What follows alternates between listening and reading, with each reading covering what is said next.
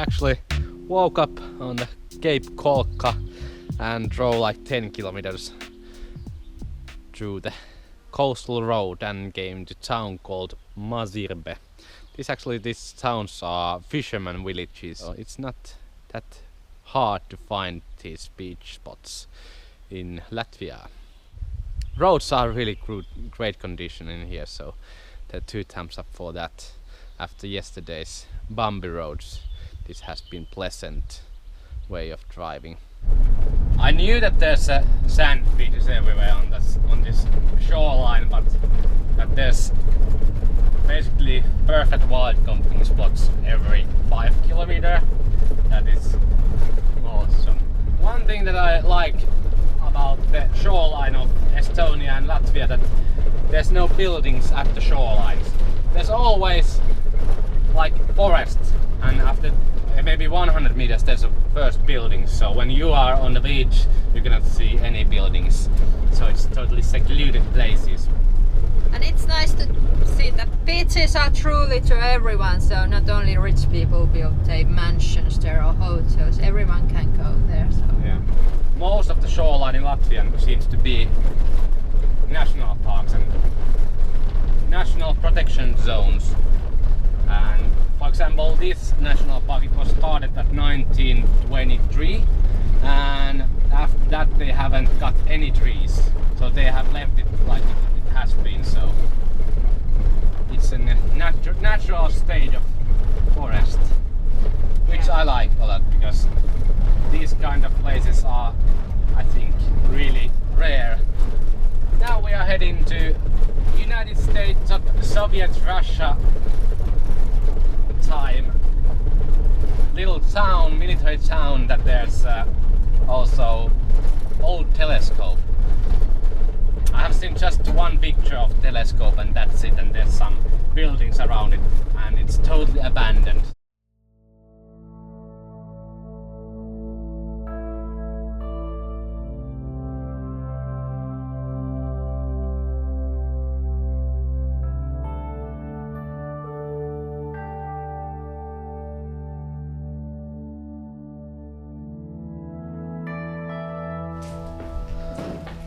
Yeah, back in the 90s this was prohibited area, actually. Couldn't come here. Soviet Russia army base. Oh, there has been deer living in here.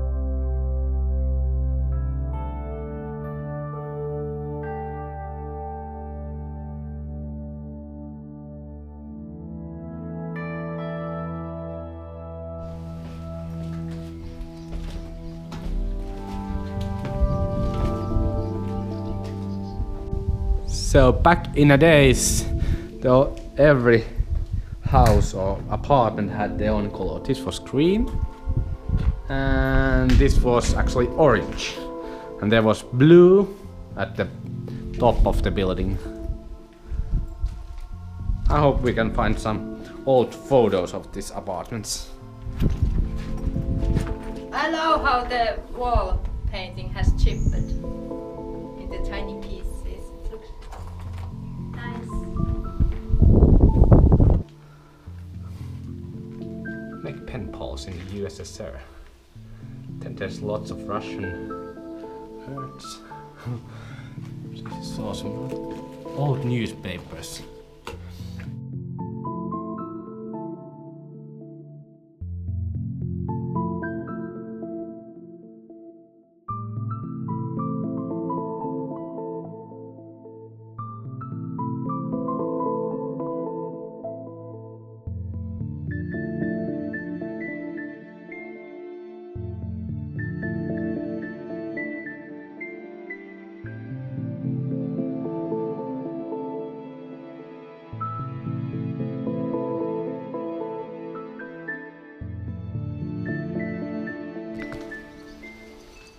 And there's our van.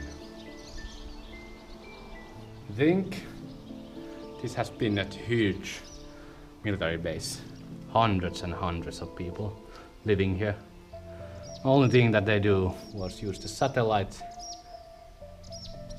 to capture all the messages that western part of Europe send it. This like the sweetest little apartment ever. Yeah, and every wall has a different kind of wallpaper. And again, old newspapers. I like that. Old cartoon. Zobot.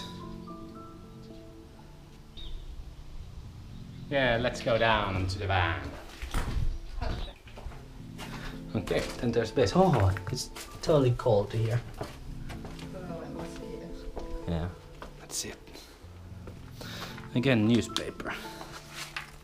Who is that? Some guy have turned to 50 years old. Well, is this some kind of political stuff? More potato sellers. More potato sellers. And more. Broken orange. So they did use Western products in here. We have gone through now a couple of apartments in here and really fascinating. We could actually spend here whole day searching and seeing old things. Yeah, we love abandoned places. Yeah, I don't know if it's called urban explorers, but yeah, in these countries at least you have still quite new places to discover, and they are not in a state of rubbles. There's actually a guy living on that hut over there, so I'll give him some coffee. One pack of coffee as a treat. Maybe some kind of entrance fee because we are on his property or his front yard. So actually we talked with Latvian couple that was also here exploring a place that it was totally closed on the 90s because this was really top secret military base, so they didn't want anyone to come here. But nowadays it's past history, so it's not that important to put that in a secret chamber. Military uses always in this part of Europe the concrete slabs on the roads, so you can see from the main road, okay, concrete slab, okay, military base. So it wasn't that secret after all. Had lots of rubble, so there has been lots of, like, I don't know, vehicles and all kind of things, military things here back then. I think some kind of operational base. And all the commanders says that, yeah, the Western people are conquering the USSR in any moment. Whoa. Imagine the paranoia. Yeah. Imagine the things like you have been living here and it's been populated by military guys and all the military vehicles are driving here past your house and all the scare things. You have scare tactics and everything, so I don't know. It's been crazy world back then, but it wasn't long ago, so it's kind of strange that it could happen. Nowadays, if someone tries to do something secret, it doesn't happen because there's the internet. Yeah. Thank God for Google Earth, you can see what's going on. Yeah, you can actually see how when the buildings are built and what kind of buildings are there, how many people are there, and so no more secrets in this world. Yeah, the planet is so small. Yes. Thanks to technology. This Irbe River looked like really good wild camping spot, and actually there is a parking spot just beside the river. So I think we're gonna go there to eat a lunch. The telescope you have to reserve tour 3 days before, and then you can go see that. No drone zone anywhere here around this telescope, so no droning there. Okay, that's the cart gate to the telescope, and of course this is army place.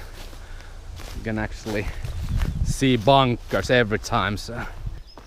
And we are eating lunch here. Over here. We got the van to the shade, so it helps us a lot with the heat. And we are still at that military area. There's those arches everywhere, so I think he has been some kind of shelters that they have destroyed. What we are making lunch today is carrots and mushrooms, and then we have a fish. These all ingredients were on sale, so you can eat really healthy, fresh food on a low budget. You just need to do little chopping. We are not going outside to eat because there's a like massive horsefly. They are like this big. We are in the shade inside of our car. Nice hot day. Hint of basil. Then we are ready to eat.